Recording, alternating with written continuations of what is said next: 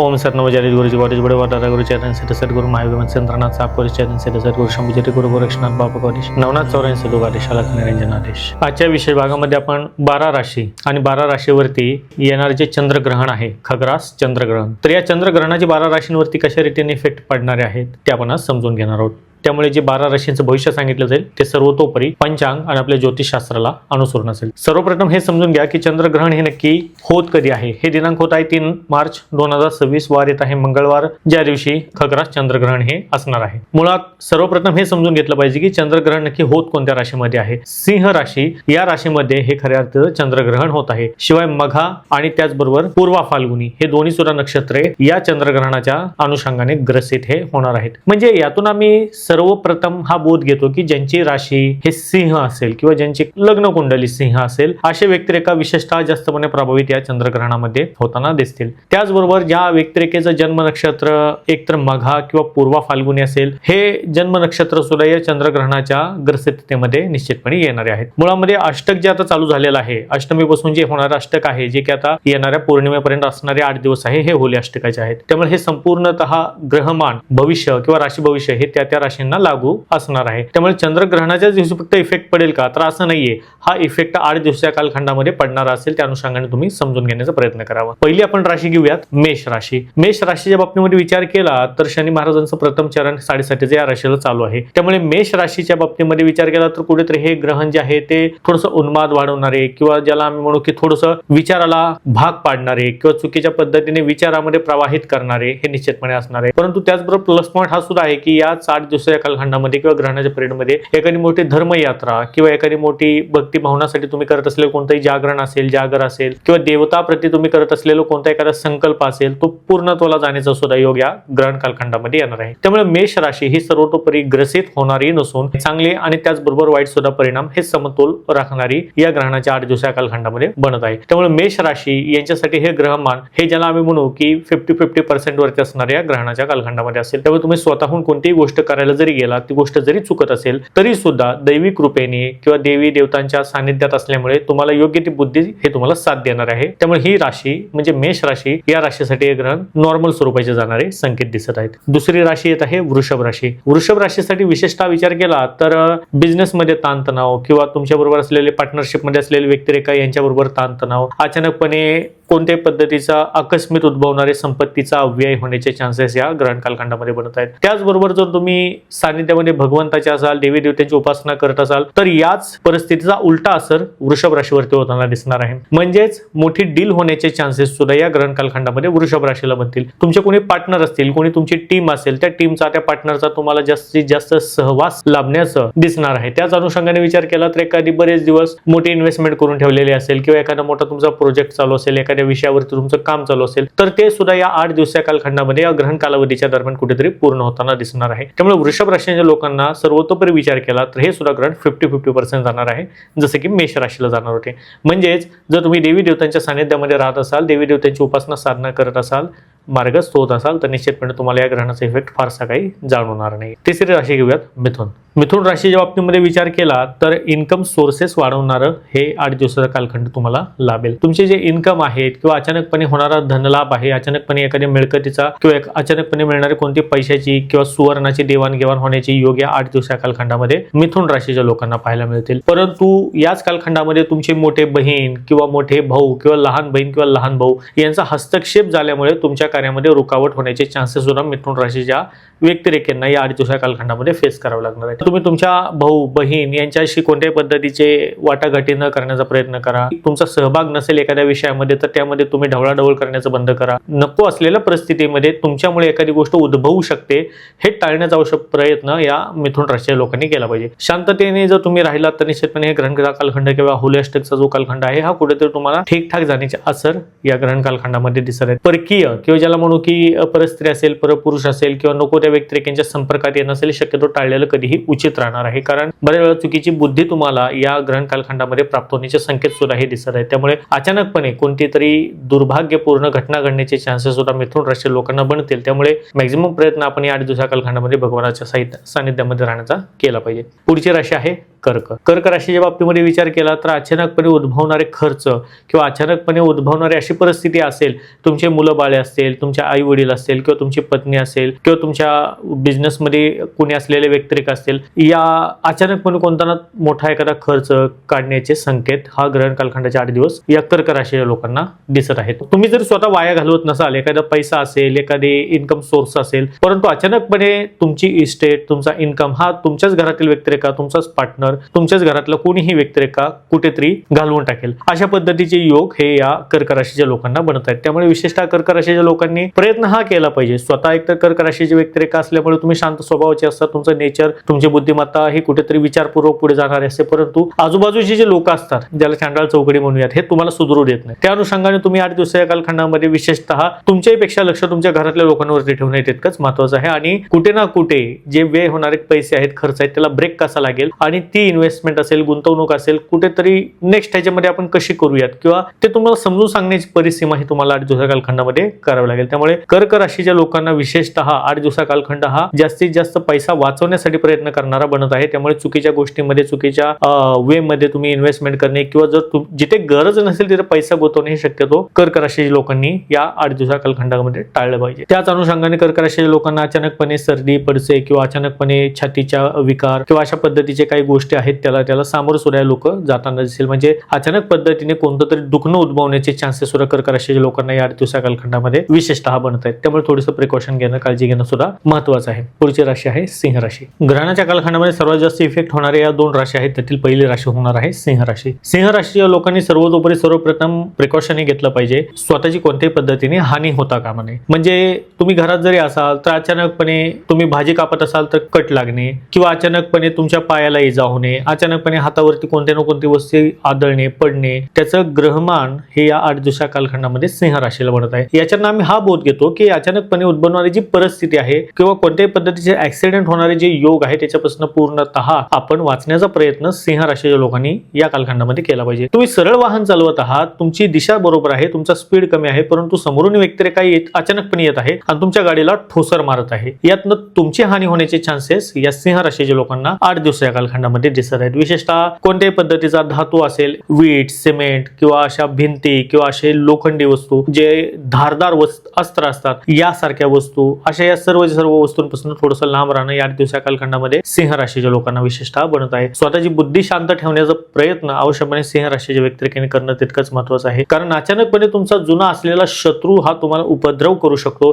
तुमची हानी करण्यासाठी सर्वतो प्रयत्न एखादा शत्रू जो तुमचा जुना असेल सिंह राशीच्या लोकांचा, हा त्याचं करण्याचं सामर्थ्य ठेवू शकतो. आणि त्या शत्रूचं ग्रहमान हे बलवान असेल, बिकॉज तुमच्या असलेल्या राशीमध्ये किंवा या राशीमध्ये असलेलं जे ग्रहण आहे हे तुम्हाला कुठेतरी कमजोर बनवत आहे. त्यामुळे सिंह राशीच्या लोकांनी विशेषतः या ग्रहणाच्या अष्टकामध्ये, म्हणजे आता या अष्टक चालूच आहे, या 8 दिवसाच्या कालखंडामध्ये ग्रहण होईपर्यंत स्वतः शांत राहणं खूप महत्वाचं आहे. विशेषतः प्रयत्न करा की मोठे वाहन चालवण्यापासून वाचा, स्पीडली गाडी मारण्यापासून वाचा किंवा एखादा भरधाव टँकर चाललेला आहे, टेम्पो चाललेला आहे, त्याच्यापासून दूरी किंवा कुठेतरी थोडंसं बाजूला राहून कुठेतरी शांततेने विचार करून या गोष्टी करण्याचा प्रयत्न करा. अनेक वेळा अशा सुद्धा गोष्टी किंवा घटना होताना दिसतात की आपण गाडी चालवत आहे किंवा अचानकपणे आपले कोणत्याही बाहेर एखाद्या कार्यामध्ये आपण मग्न असेल आणि अचानक फोन येतो किंवा अचानकपणे कोणीतरी व्यक्तिरेखा हाक मारतो आणि चुकीची घटना घडून जाते. अशा सुद्धा होणारी जे ऍक्सिडेंटल जे योग ज्याला म्हणत आम्ही, ते या सिंह राशीच्या लोकांना विशेषतः होत आहे. अनेक वेळा सिंह राशीचे लोक या 8 दिवसाच्या कालखंडामध्ये स्वतःला दोषी सुद्धा समजताना दिसणार आहेत. कारण मनाची दुविधा मनस्थिती किंवा जे अनकंट्रोलिंग पूर्णतः मन हे तुमचं राहण्याचं चान्सेस योग किंवा संकेत या 8 दिवसा कालखंडामध्ये बनत आहेत. सर्वात जास्त त्रास सिंह राशीच्या लोकांना सूर्यास्तानंतर होण्याचे चान्सेस सुद्धा, म्हणजे संध्याकाळी 6 नंतर जेव्हा सूर्य पूर्णपणे अस्त होत असेल तेव्हा तुमची कुंडली असेल आणखी कमजोर होताना याच्यामध्ये दिसत आहे. त्यामुळे कुठेतरी बुद्धी असेल, मन असेल, हे तुमचं एकाग्र होताना तुम्हाला अडचणी निर्माण होतील. योग्य तो निर्णय तुम्ही घेऊ शकणार नाही. योग्य तो निर्णय घेताना कोणती इन्व्हेस्टमेंट करावी त्याच्यामध्ये सुद्धा 2 रस्ते, दुविधा मनस्थिती होण्याचे चान्सेस हे सुद्धा या 8 दिवसा कालखंडामध्ये तुम्हाला होताना दिसेल. घरामध्ये सुद्धा आकस्मिकपणे कोणत्या ना कोणत्या स्वरूपाच्या घटना होण्यापेक्षा म्हणण्यापेक्षा जास्त कोणत्या तरी पद्धतीच्या प्रॉब्लेम होण्याचे चान्सेस सुद्धा सिंह राशीचे लोक याच्यामध्ये फेस करणार आहेत. म्हणजे जरी तुमच्या घरामध्ये कोणी राहत असेल, मग तुमचे मुलं बाळ असतील किंवा तुमचे आई वडील असतील किंवा तुमचे कोणीही असेल, तर अचानकपणे कोणत्या तरी प्रॉब्लेमॅटिक सिच्युएशनमध्ये ते व्यक्तिरेखा फसतील, ज्याचा मनस्ताप तुम्हाला होण्याचे योग, ते चान्सेस या सिंह राशीच्या लोकांना बनत आहेत. त्यामुळे सिंह राशीच्या लोकांनी विशेषतः या ग्रहणाच्या अष्टकामध्ये, ग्रहणाच्या कालखंडामध्ये स्वतःला शांत ठेवणं, बुद्धी शांत ठेवून देवी धर्माचं सानिध्य स्वतः लाभवून घेणं हे सुद्धा तितकंच खूप खूप खूप महत्त्वाचं आहे. त्याच अनुषंगाने विचार केला तर पती पत्नीमध्ये हे विशेषतः मतभेद होताना किंवा पतीमुळे पत्नीचं किंवा पत्नीमुळे पतीचे स्वास्थ्य बिघडण्याचे सुद्धा चान्सेस या 8 दिवसाच्या कालखंडामध्ये निश्चितपणे बनण्याचे योग आहेत. अचानकपणे वर्षानुवर्ष ग्रसित असलेल्या एखाद्या रोगाचं निदान होण्याचे सुद्धा चान्सेस सिंह राशीच्या लोकांना या 8 दिवसाच्या कालखंडामध्ये किंवा त्याच्या पतीला किंवा पत्नी असेल तर पतीला होण्याचे चान्सेस सुद्धा या 8 दिवसाच्या कालखंडामध्ये विशेषतः बनण्याचे योग हे दिसत आहेत. कामाबाबतीमध्ये कोणतीही पद्धतीची एकाग्रता ही होताना विशेषतः या सिंह राशीमध्ये दिसत नाहीये. अनेक वेळा आजचं काम उद्या करू, उद्याचं काम परवा करू अशा पद्धतीची मनस्थिती होताना सुद्धा हे या सिंह राशीच्या लोकांना याच्यामध्ये दिसणार आहे. त्यामुळे प्रयत्न करा की देवी सानिध्यामध्ये जितकं जास्त तुम्हाला वेळ घालवता येईल हे होळी पौर्णिमा होईपर्यंत तोपर्यंत तुम्ही करण्याचा प्रयत्न करा. विशेषतः जेवढे काही करणी भानामध्ये जे प्रयोग असतात, ब्लॅक मॅजिक असतात किंवा जे असे नरपिशाच असतात जे करणी भानामध्ये करणारे असतात, असे लोक सुद्धा या सिंह राशीच्या लोकांवरती मोठ्या प्रमाणावरती कोणत्या ना कोणत्या करण्याचे प्रयत्न हे हमखासपणे या 8 दिवसा कालखंडामध्ये दिसणार आहेत. तसे योग चान्सेस बनत आहेत. त्यामुळे तुम्ही स्वतःला सावरणं स्वतः तितकंच महत्त्वाचं आहे. पुढची राशी आहे कन्या राशी. कन्या राशीच्या बाबतीमध्ये जर विचार केला तर परिवारामध्ये मतभेद, वादविवाद तुमच्यामुळं, तुमच्या तोंडातल्या बोलल्या जाणाऱ्या शब्दांमुळं याचे पडसाद पाहायला मिळणार आहेत. म्हणजे नको तिथे बोलून जाणे किंवा अचानकपणे तुमची दुविधा मनस्थिती बऱ्याच वेळा होताना दिसते. 8 दिवसात तर आणखीन वाढेल. कारण कन्या राशींच्या लोकांची ही खासियत तितकीच असते की ही लोक सदैव डोलायमान स्वरूपाचे विचार करणारे व्यक्तिरेखा असतात. म्हणजे एखादा प्रश्न असेल तर त्या प्रश्नाचे 2-3 उत्तर यांच्याकडे तयार असतात. म्हणजे जायचं कोणत्या, म्हणजे प्रश्न सुद्धा एखादा असतो परंतु तो उत्तर हे 2-3 तुम्ही स्वतः तयार करता, थोडक्यात 2-3 रस्ते तयार करता आणि स्वतःच कन्फ्यूज होऊन बसतं की मग या रस्त्याला जाऊ की त्या रस्त्याला जाऊ की या रस्त्याला जाऊ. अशा पद्धतीचे ग्रहमान हे कन्या राशीच्या लोकांना आता होताना दिसणार आहेत.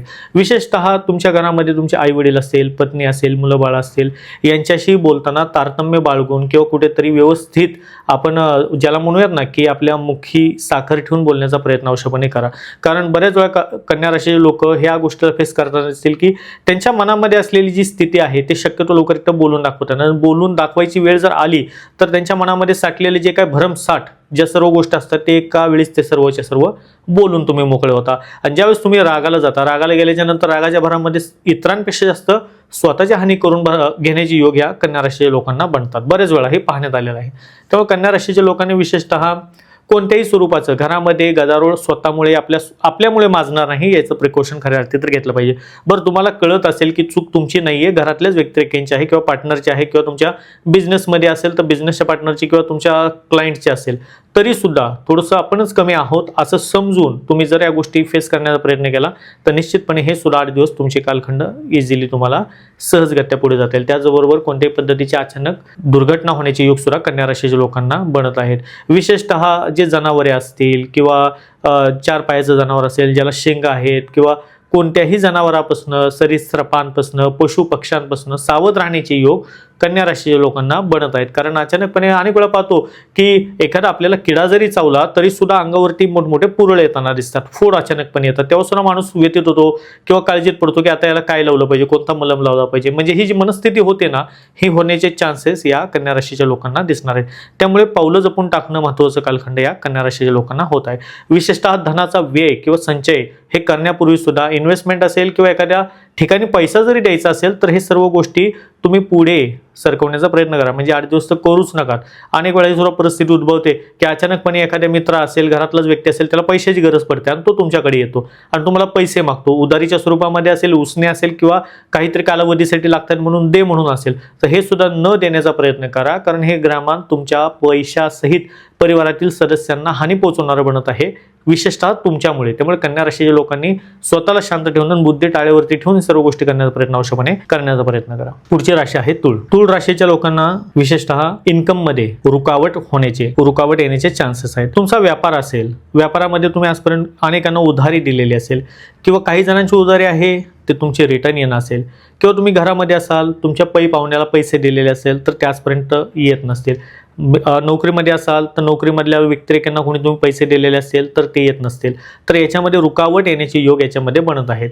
मग यांना आम्ही हा बोध घेतो, एकतर मुळामध्ये तुम्ही कोणतीही नवीन देवाणघेवाण करण्याचं टाळलं पाहिजे. म्हणजे कुणालाही पैसे देण्यापासून किंवा कुणाचे पैसे स्वतःहून घेण्यापासून या 8 दिवसा कालखंडामध्ये विशेषतः तूळ राशीच्या लोकांनी टाळणं हे खूप महत्त्वाचं आहे. त्याचबरोबर विचार केला तर तूळ राशीच्या लोकांना संतान म्हणजे मुलगा असेल किंवा मुलगी असेल यांच्यापासून थोडंसं विपरीत ग्रहमान बनत आहे. म्हणजे मुलांच्या चुकीमुळे आपल्याला कुठेतरी मनाला चोट पोचण्याचं काम किंवा मनावरती आघात होण्याचे काम या तूळ राशीच्या लोकांना याचा सामना किंवा हे फेस हे करावं लागेल. याला मुख्यतः जबाबदार घरातील मुलगा किंवा मुलगी असेल, जो तुम्हाला म्हणूयात ना की एक पद्धतीची गहिरी चोट देण्याचे संकेत या 8 दिवसा कालखंडामध्ये तूळ राशीच्या लोकांना बनत आहेत. नवीन व्यक्तिरेखेशी संपर्कात येताना किंवा कोणत्याही पद्धतीच्या व्यवसायामध्ये भागीदारी निवडताना किंवा अचानकपणे एखाद्या कंपनीकडनं माल उचलताना किंवा एखादी फ्रँचायझी असेल त्याच्यामध्ये इन्व्हेस्टमेंट करताना अवश्यपणे विचार करण्याची गरज तूळ राशीच्या लोकांना आहे. विशेषतः शेअर मार्केटमध्ये जे तूळ राशीचे व्यक्तिरेखा आहेत त्यांनी कोणत्याही पद्धतीची मोठी इन्व्हेस्टमेंट असेल,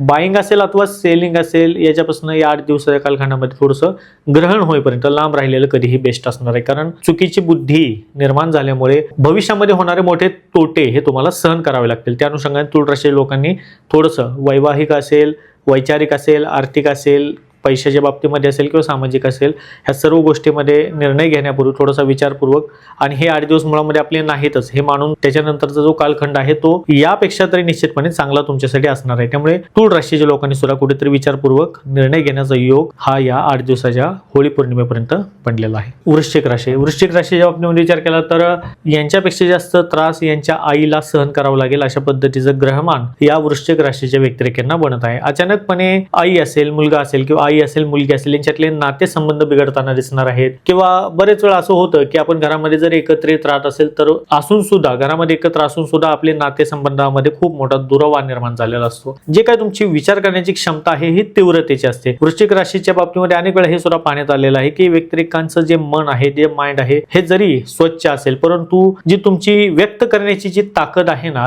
ते पुढच्याला लवकर समजून येत नाही. तुमच्या मनामध्ये प्रेम तर खूप आहे परंतु समोरच्या व्यक्तिरेखेला समजण्यासाठी ते 2-3 दिवस पुढचे जातात. अशा पद्धतीचे तुमचे ग्रहमान हे या 8 दिवसा कालखंडामध्ये विशेषतः बनण्याचे योग दिसत आहेत. पती पत्नीमध्ये सुद्धा वितुष्ट असेल, वैवाहिक जीवनामध्ये असलेल्या समस्या असतील त्या सुद्धा वाढण्याचे संकेत विशेषतः वृश्चिक राशीच्या लोकांचे बनणारे योग किंवा दोष या अनुषंगाने ग्रहण कालखंडामध्ये बनत आहेत. विशेषतः अचानकपणे पाय घसरून पडणे, अचानकपणे डोक्याला मार लागणे किंवा जिना चढ उतार करत असताना त्याच्यावरनं पाय घसरणे, नाहनीमध्ये असाल तर नाहनीमध्ये पाय घसरणे, सायकल चालवत सायकलवरनं पडण्याचे, अशा पद्धतीचे सुद्धा अचानकपणे होणारे ऍक्सिडेंटल योग जे आहेत ते सुद्धा वृश्चिक राशीच्या व्यक्तिरेखांना या कालखंडामध्ये बनत आहेत. विशेषतः वृश्चिक राशीच्या व्यक्तिरेखेची आई असेल, त्यांचे वडील असतील यांना सुद्धा थोडंसं एक पद्धतीची हुरहुर काळजी लावण्याचे ग्रहमान या 8 दिवसा कालखंडामध्ये विशेषतः बनत आहे. त्याच अनुषंगाने जर तुम्ही शेती या व्यवसायाशी संलग्नित असाल तर शेतीमध्ये फवारणी असेल, शेतीमध्ये बी बियाणांची पेरणी असेल किंवा जर तुम्ही एखाद्या शेतीमध्ये कोणतंही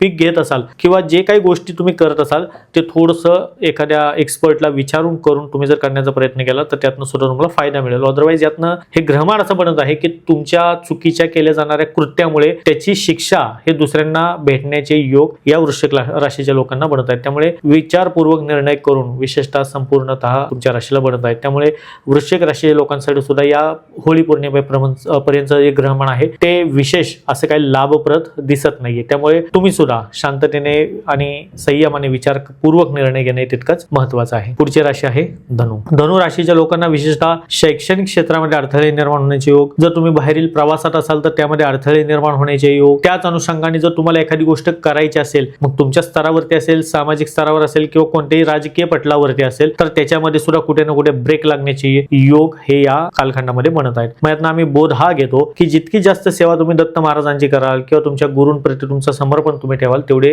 हे दोष नाहीश होण्याची ताकद सुद्धा धनु राशीच्या व्यक्तिरेखेमध्ये येताना दिसणार आहे. कारण धनु राशीची व्यक्तिरेखा शांत असतात, संयमी असतात, विचारपूर्वक निर्णय घेणारे सुद्धा असतात. परंतु ग्रहमान ज्यावेळेस ह्या लोकांचं बिघडतं तेव्हा सर्वात जास्त हानी हे स्वतःची करून घेतात. हे सुद्धा तितकंच सत्य आहे धनु राशीच्या लोकांचं. अनेक वेळा हे सुद्धा पाहण्यात येतं की तुमची मनाचे जे कॉन्सन्ट्रेशन पॉवर आहे, द्विधा मनस्थिती आहे, याच्यामुळे तुमच्या डोकेदुखी, मायग्रेनचे त्रास किंवा सायनसचे त्रास हे सुद्धा होण्याचे उद्भवण्याचे योग या धनु राशीच्या व्यक्तिरेखांना अनेक वेळा आता दिसणार आहेत. जर तुम्हाला कोणत्याही पद्धतीची भीती असेल, हुरहुर असेल आणि तुम्ही जर ते व्यक्त व्यक्त करू शकत नसाल तर अवश्यपणे तुम्ही तुमच्या पार्टनरपाशी, आई वडिलांपाशी ही कोणत्याही पद्धतीची अशी गोष्ट जी तुमच्या मनामध्ये अनेक सालमध्ये किंवा वर्षामध्ये मनामध्ये सलत आहे ती अवश्यपणे एकदा बोलून टाका. कारण बऱ्याच वेळा तुमच्या मनामध्ये ठेवत असलेल्या काही गोष्टी असतात, मनामध्ये करत असलेले तुम्ही जे विचार असतात ना तेच तुमची सर्वात जास्त हानी करतात आणि हे ग्रहमान त्याच्यामध्ये आणखीन भर घालणार पडत आहे. त्यामुळे धनु राशीच्या लोकांनी विशेषतः मनामध्ये कोणतीही गोष्ट न ठेवता तुमच्या पार्टनर बरोबर, तुमच्या आई वडिलांबरोबर, घरामध्ये जे असतील त्यांच्याबरोबर तुम्ही तुमच्या मनातल्या सर्व गोष्टी बोलण्यासाठी किंवा व्यक्त होण्याची खऱ्या अर्थी तर ही वेळ आहे. त्यामुळे तुम्ही याच्यामध्ये न डगमगता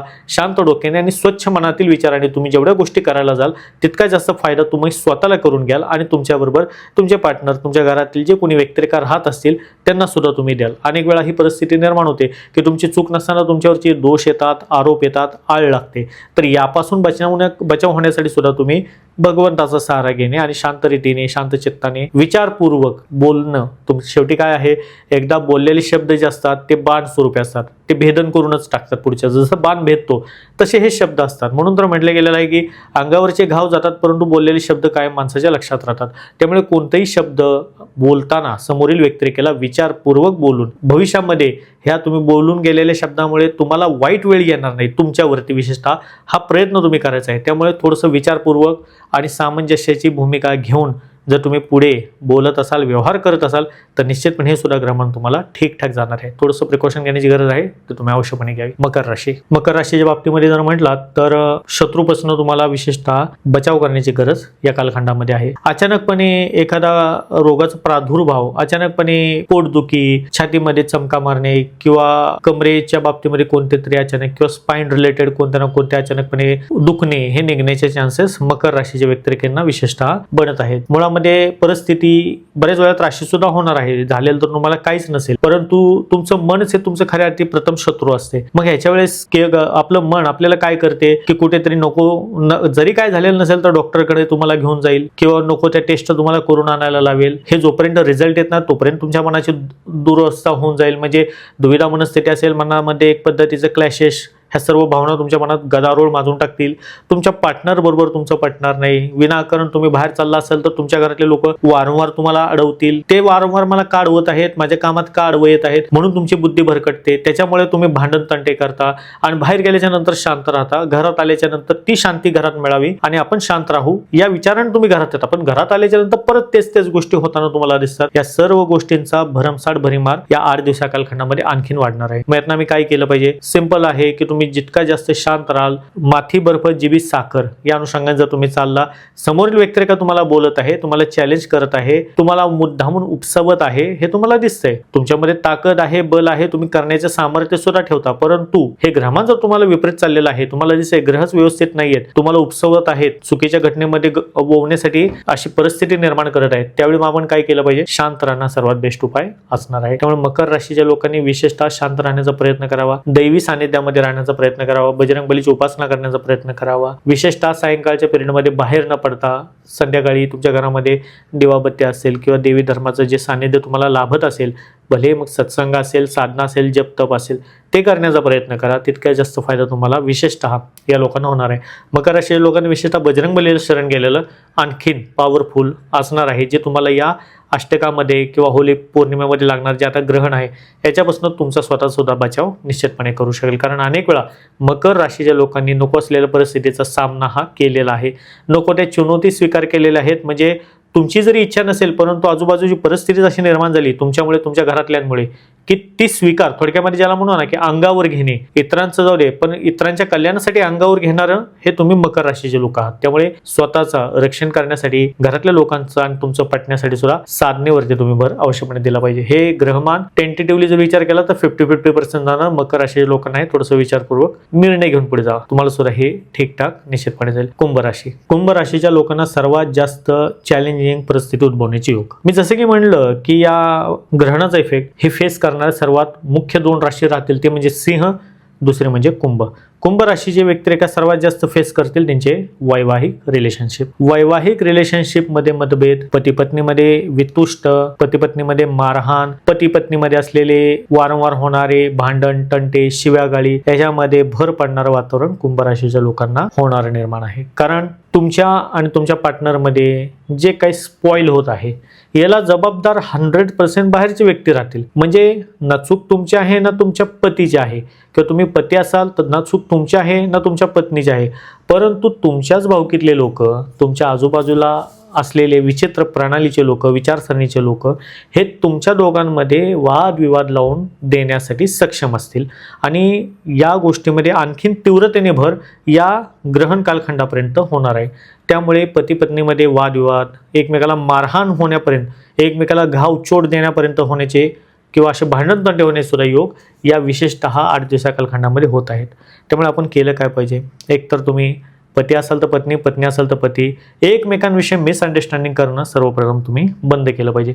तुम्ही जे मिसअंडरस्टँडिंग करता एकमेकांप्रती, इतरांचं ऐकून किंवा इतरांचं पाहून, याच्यातनं तुम्ही स्वतःची जास्त हानी करून घेता. असे ग्रहमान हे सदैव कुंभ राशीच्या लोकांचे असतात. आणि कुंभ राशीच्या बाबतीमध्ये म्हटलं तर शनीचे 7.5 सुद्धा तुम्हाला चालू आहे. त्यामुळे तुम्ही कुठेतरी विचारपूर्वक निर्णय घेणं खूप महत्त्वाचं आहे. तुमचे गुरुजन असतील त्यांच्या विचाराने, त्यांच्या सल्ल्याने वागण्याचा प्रयत्न करा. ज्या देवी धर्माला, ज्या देवतांना तुम्ही मानत असाल त्यांच्या सानिध्यामध्ये विशेषतः वेळ घालवण्याचा प्रयत्न करा. या ग्रहमानामुळे तुम्ही पती पत्नींमध्ये वादविवाद, तुमचे सासू सासरे असतील तर त्यांना सुद्धा हे ग्रहमान पूरक नाहीये, त्यांच्यामध्ये वादविवाद, आई वडील असेल त्यांच्यामध्ये सुद्धा वादविवाद, गुंतवणूक केली असेल तर त्याच्यामध्ये चुकीचे इन्व्हेस्टमेंट, भागीदारी असेल तर त्या भागीदाराबरोबर म्हणजे तुमचे पार्टनर जे असतील बिझनेसमध्ये त्यांना सुद्धा वादविवाद होण्याचे चान्सेस किंवा त्यांच्याबरोबर सुद्धा न जमण्याचे योग, त्यातनं तुमचे पार्टनरशिप तुटण्याचे योग सुद्धा हे या 8 दिवसा कालखंडामध्ये बसतील. त्यामुळे शांत चित्ताने विचारपूर्वक बुद्धी स्थिर ठेवण्याचा आवश्यकपणे प्रयत्न करा. मुळामध्ये 8 दिवसा कालखंडामध्ये तुमच्या अंगामध्ये आळस हा जास्तीत जास्त वाढताना दिसत आहे. शत्रुत्व विनाकारण तुम्ही निर्माण करणार आहात. आणि तुम्ही म्हणत ना, आया बैल मुझे मार, ही जी एक म्हण किंवा कहावत आहे ना, ती कुठेतरी कुंभ राशीची लोक या होळी पौर्णिमेपर्यंत स्वतः फेस करताना दिसतील. त्यामुळे स्वतःहून एखाद्या व्यक्तिरेखेशी शत्रुत्व घेणं हे सदैव तुम्ही बंद करा. हे सर्वात प्रथम उपाय कुंभ राशीच्या लोकांनी स्वतःसाठी केला पाहिजे. एक्स्ट्रा मॅरिटल अफेअर असतात ते सुद्धा वाढताना दिसतात. याच कालखंडामध्ये अचानकपणे जुना मित्र, जुनी मैत्रीण हे तुम्हाला भेटताना या कालखंडामध्ये दिसतील. आणि त्यांच्यामुळेच तुमच्या घरामध्ये गदारोळ सुरू होईल, अशी सुद्धा परिस्थिती उद्भवेल. त्यामुळे कोणतंही नवीन रिलेशनशिप असो अथवा जुने रिलेशनशिप असो, हे कोणी जरी असेल तर तुमच्या घरामध्ये जे ट्रान्सपरन्सी हवी आहे तुमच्या आपापसातील मतभेदांमध्ये, हे ठेवण्याचा आवश्यकपणे प्रयत्न करा. मी जसं की म्हटलं, जेवढे मिसअंडरस्टँडिंग तुम्ही करत जाल आणि तशी उद्भवणारी परिस्थिती असेल तर ते निश्चितपणे तुमची, तुमच्या पार्टनरची हानी होण्याचे चान्सेस या 8 दिवसा कालखंडामध्ये कुंभ राशीचे लोक फेस करतील. त्यामुळे हे सावधानतापूर्वक पाऊल टाकण्याचं गरज आणि वातावरण सुद्धा कुंभ राशीच्या लोकांना आहे. विशेषतः जठर अग्नीच्या रिलेटेड एखादा त्रास उद्भवण्याचे चान्सेस, मूत्रपिंडाच्या रिगार्डिंग असलेला एखादा त्रास उद्भवण्याचे चान्सेस सुद्धा कुंभ राशीच्या लोकांना बनणारे योग किंवा ग्रहमान या 8 दिवसा कालखंडामध्ये दिसत आहे. त्यामुळे जी मुलं होणारी पिशवी असेल किंवा मूत्रपिंडाचे विकार असतील किंवा स्पाईन असेल किंवा जठराग्नीतला एखादा कोणताही पार्ट असेल, त्याच्यामध्ये सुद्धा कोणत्या ना कोणत्या घडामोडी होताना किंवा कोणतं एखादं दुखणं लागताना कुंभ राशीच्या लोकांचे योग या 8 दिवसा कालखंडामध्ये बनत आहेत. त्यामुळे जास्तीत जास्त स्वतःला सावरण्याचा प्रयत्न करा आणि भगवंताच्या सानिध्यामध्ये, हनुमंताच्या सानिध्यामध्ये, भगवतीच्या सानिध्यामध्ये राहून स्वतः शांत राहून घरच्यांना सुद्धा शांत ठेवण्याचा प्रयत्न करा. हा एवढंच तुम्हाला मौखिक सल्ला मी देऊ शकतो. कुंभ राशीच्या लोकांना विशेषतः हे ग्रहमान व्यवस्थित नसून काळजीपूर्वक पुढे जाणारं निर्माण होत आहे. मीन राशी, मीन राशीच्या व्यक्तिरेखांची चंचलता हे परमसीमेवर जाणार आहे. थोडक्यामध्ये म्हणूया ना, मनाची एकाग्रता मीन राशीचे लोक राखू शकणार नाहीत या 8 दिवसा कालखंडामध्ये. मनामध्ये पूजा करायची आहे, मनामध्ये देवी देवतांची साधना करायची आहे, हे विचार मनामध्ये येतील, परंतु कृतीमध्ये होताना वेळ लागेल. अशा पद्धतीचे ग्रहमान आहे. चंचलता वाढेल. म्हणजेच काय की तुम्हाला जे विचार करायचा आहे, कामं तर भरपूर करायचे आहेत, टॉप टू बॉटम तुम्ही कामं करता, सकाळी उठल्यापासून रात्रीपर्यंत तुम्हाला कामाचं एक पद्धतीचं तुम्ही आलेख आखता, लिहून ठेवा, परंतु ते कामं होताना दिसत नाहीत. म्हणजे जे काम ज्या टायमिंगमध्ये व्हायला पाहिजे, समजा सकाळी 11ला तुम्ही ठरवलं आहे तुम्हाला हे काम करायचं आहे, तर 11 वाजताचं काम होण्यासाठी तुम्हाला 4 वाजत आहेत आणि 4 नंतरचे जेवढे काम आहेत ते सगळे उद्यावरती पोस्टपोन होत आहेत. अशा पद्धतीचं ग्रहमान मीन राशीचं बनत आहे. मीन राशीच्या लोकांनी विशेषतः या 8 दिवसा कालखंडामध्ये टायमिंग मॅनेजमेंट करणं हे खूप महत्त्वाचं आहे. जर तुम्ही टाईम मॅनेजमेंट करत असाल आणि त्या टाईम मॅनेजमेंटमध्ये स्वतःला ढालून त्याच वेळेमध्ये तेच कार्य करत असाल तर हे ग्रहमान तुमच्या कामाची आणखीन गती वाढवणारं तुमच्यासाठी चांगलं असणार आहे. परंतु टाईम मॅनेजमेंट होणं हे तितकंच महत्त्वाचं आहे. पती पत्नीमुळे वादविवाद होतात. तुम्ही मीन राशीचे आहात पण तुमच्या पत्नी विशेष राशीच्या असतील किंवा वेगळ्या राशीच्या असतील तर त्यांच्यामुळे तुमची मनस्थिती हे तेरपट उडेल. म्हणजे त्यांनी करत असलेल्या वादामुळे तुमच्या मनस्थितीमध्ये पूर्णपणे ढसळून जाचाल. अशा पद्धतीचे म्हणजे ज्याला म्हणत ना, को पार्टनरमुळे आपल्याला त्रास होण्याचे योग किंवा दोष या 8 दिवसा कालखंडामध्ये मीन राशीला बनत आहेत. त्यामुळे मीन राशी लोकांसाठी हे ग्रहमान कुठेतरी 50-50% असणार आहे. यातून एकच वे आहे की तुम्ही भगवंताच्या शरणागतीमध्ये राहा, शांत चित्ताने करा. शेवटी आयुष्य मोठं आहे, जग सुद्धा खूप मोठं आहे. भलेही आज किंवा आजच्या दिवसामध्ये जे ठरवलेले काम असेल, ठरवलेले एखादं एम असेल ते होत नसेल तर ते उद्या होईल. नाराज होण्याचं कोणतंही कारण नाही आहे किंवा कोणत्याही पद्धतीची मनस्थिती ढळून जाऊ देऊ नका. आपल्याच मनामध्ये आपणच झुरत राहोत किंवा आपण आपल्या मनामध्ये झुरत आहोत. आपल्याला माहिती आहे शेवटी मीन राशी आहे. मीन राशींची व्यक्तिरेखांची सोचच मुळामध्ये मोठी असते आणि त्यांच्याच लेवलची सोच पुढच्याची असावी ही त्यांचं सदैव एक पद्धतीचं समज असते. परंतु पुढचा व्यक्तिरेखा हा तुमच्या विचारसरणीचा नसेल, तेवढी कॅपॅसिटी पुढच्याची नसेल जी तुमची विचाराची वैचारिक पातळी आहे. मग तुम्ही काय करणार? मग या विचाराने कुडत बसणारी राशी ही मीन आहे. त्यामुळे तुम्ही थोडंसं समजून घेण्याचा प्रयत्न करा. हे तुमच्यापेक्षा छोटे आहेत जे तुमच्या घरातील आहेत, त्या अनुषंगाने प्रयत्न करा त्यांना समजून घेण्याचा. तुम्ही जर त्यांना समजून घेत असाल तुम्ही तुमचा फायदा करून घेता. थोडासा वेळ घरातल्यांना सुद्धा द्या, पार्टनरला सुद्धा द्या. आणि जरी तुम्ही बुद्धीने तल्लक आहात, तुमची विचाराची कॅपॅसिटी पात्रता मोठी, पण घरामध्ये पत्नी असेल किंवा पती असेल त्यांची नसेल, तर हा दोष त्यांचा आहे का? नाही, हा दोष त्या राशीचा आहे आणि राशीवर पडणाऱ्या या ग्रहणाचा आहे. त्यामुळे थोडंसं विचारपूर्वक विचार करून तुम्ही या सर्व गोष्टी करण्याचा प्रयत्न करा. सानिध्यामध्ये देवताच्या राहा, अवश्यपणे तुमचा फायदा आहे. या अनुषंगाने हे 12 राशीचं भविष्य होतं. याचबरोबर हे सांगणं मला महत्त्वाचं वाटते की सिंह राशी आणि कुंभ राशी या दोन्ही राशीच्या व्यक्तिरेखांनी बाहेरील पदार्थ खाणे अवश्यपणे बंद करा. या 8 दिवसांमध्ये फूड पॉयझनिंग होण्याचे योग, विषबाधा होण्याचे योग, अचानकपणे उद्भवणारे रोग जे खाण्यातून निर्माण होतील, करणे तंत्र सुद्धा खाण्यातून केलं जातं, संपूर्णतः बंद करा. जे घरातलं सात्विक अन्न आहे ते भोजन करण्याचा अवश्य प्रयत्न सिंह आणि कुंभ राशी लोकांनी अवश्यपणे करा. यात तुमचा फायदा आहे. त्याचबरोबर ज्या व्यक्तिरेखांना ज्या 12 राशींनी सांगितलेल्या व्यक्तिरेखा त्या सर्वांनी बजरंग बाण आणि चंडी कवच हे साधना अवश्यपणे या येणाऱ्या होळी पौर्णिमेला करा. बगलामुखी साधना सुद्धा करू शकता, भैरव साधना सुद्धा करू शकता. जेवढ्या दीक्षा तुम्हाला दिल्या त्या ऑनलाईन स्वरूपामध्ये दिल्या. कोणत्याही दीक्षेच्या संदर्भामध्ये इन्क्वायरी करण्यासाठी, दीक्षा घेण्यासाठी तुम्ही दिसत असलेल्या नंबरवरती कॉन्टॅक्ट करू शकता. 12 राशींचं राशी भविष्य सांगितलं, अवश्यपणे तुम्हाला आवडलं असेल तर मला कमेंटमध्ये कळवा आणि चॅनलला सबस्क्राईब करायला विसरू नका. भेटूया नवीन माहितीच्या नवीन भागामध्ये. सर्वांना सत्य माझे गुरुजी आदेश, अलख निरंजन आदेश.